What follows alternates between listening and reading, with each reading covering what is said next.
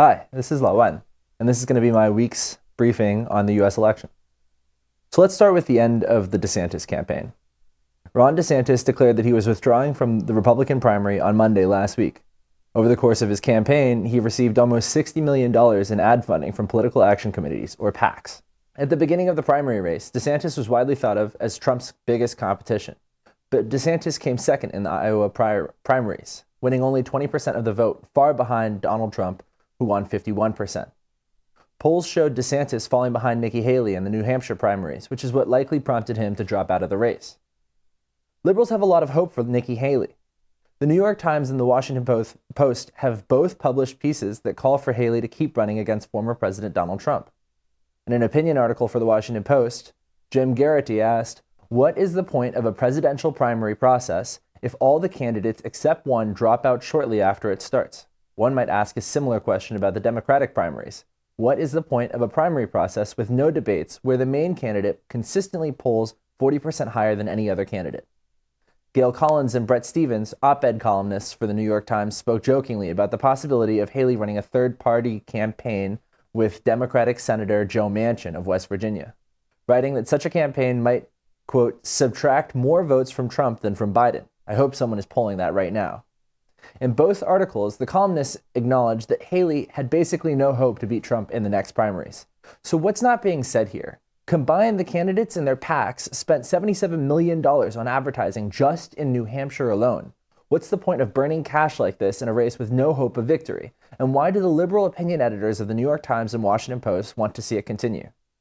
The answer might be found in polling numbers that have shown Trump beating Biden by anywhere from 1 to 9% nationally.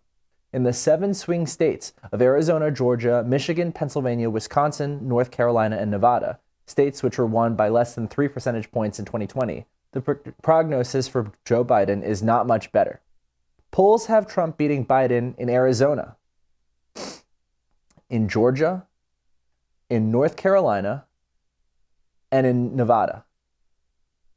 In Michigan, Pennsylvania, and Wisconsin, polls show a relatively even contest between Biden and Trump. It appears that liberals hope Haley will continue to run against Trump to split the vote because of their deep-seated fear that Biden won't be able to beat Trump in the general election. The opinion editors of the New York Times came closest to putting words to this fear when Bret Stephens wrote, quote, "Also, let's face it, the longer she, as in Nikki Haley, stays in, the more it helps Joe Biden. That, plus last week's strong economic numbers, gives me a glimmer of hope that the end of the world may not be nigh after all." As liberal pundits continue to describe another Trump term as, quote, the end of the world, for many, Biden's policies have raised questions about how different he actually is from former President Trump. On energy, Biden's Inflation Reduction Act was hailed by many for its clean energy initiatives that aim to increase America's move away from fossil fuels. However, the bill prohibited federal government from leasing land and water for renewable energy purposes unless it had offered 2 million acres of land and 60 million acres of water for leases in the previous year. The bill will hold leases for renewable energy contingent on leases for fossil fuels for the next 10 years. On issues about migration and the border, the Biden administration increased funding to ICE, that's Immigration Customs Enforcement, and CBP, Customs Border Patrol. Biden also waived 26 federal laws to build 20 more miles of border wall. The Biden administration has been unclear on the efficacy of a border wall. Biden's Department of Homeland Security Secretary Alejandro Mayorkas said there is presently an acute and immediate need to construct physical barriers and roads in the vicinity of the border of the United States in order to prevent unlawful entries into the United States in the project areas. This contrasts Biden's position from early on in his presidency, when the administration stated that, quote, building a massive wall that spans the entire southern border is not a serious policy solution, end quote. This weekend, Biden also offered to shut down the border if lawmakers could give him a bill to sign that would also unlock funding for Ukraine. The proposed bill would give the president the ability to close the border completely if more than 5,000 migrants cross it illegally in one day. Biden's commitment to use this power when the bill is passed also constitutes a reversal of earlier campaign promises to admit more refugees and asylum seekers. The Border Patrol has also been breaking records in arrest numbers under Biden, with 249,785 arrests on the border in December of 2023. In the current discourse on immigration in American politics, there appears to be no room to discuss the merits of allowing more immigration, or to debate the inhumane systems of the American deportation mechanisms. Rather, the current competition is one where Biden aims to win over conservative voters by appearing stronger on the border. It seems like the Biden campaign's strategy is not to problematize the question of should we have stronger border controls, but to answer the rhetorical question, is Biden tough enough on the border? Will Biden ever be tough enough on the border when Trump, who will most likely be Biden's opponent in November, talks about immigration like this? Here's a clip. With today's termination of the final remnants of Title 42, Joe Biden has officially abolished what remained of America's borders and turned the United States into a dumping ground for illegal aliens from all over the world. We've become a third world nation. At this very moment, illegal aliens are lined up by the tens of thousands, ready to break into our country, knowing that even if they are caught, Joe Biden will order them immediately released into American communities, and many of these people are very dangerous. Another key point of contention for Biden among voters from the left is his continued support for Israel in the war in Gaza.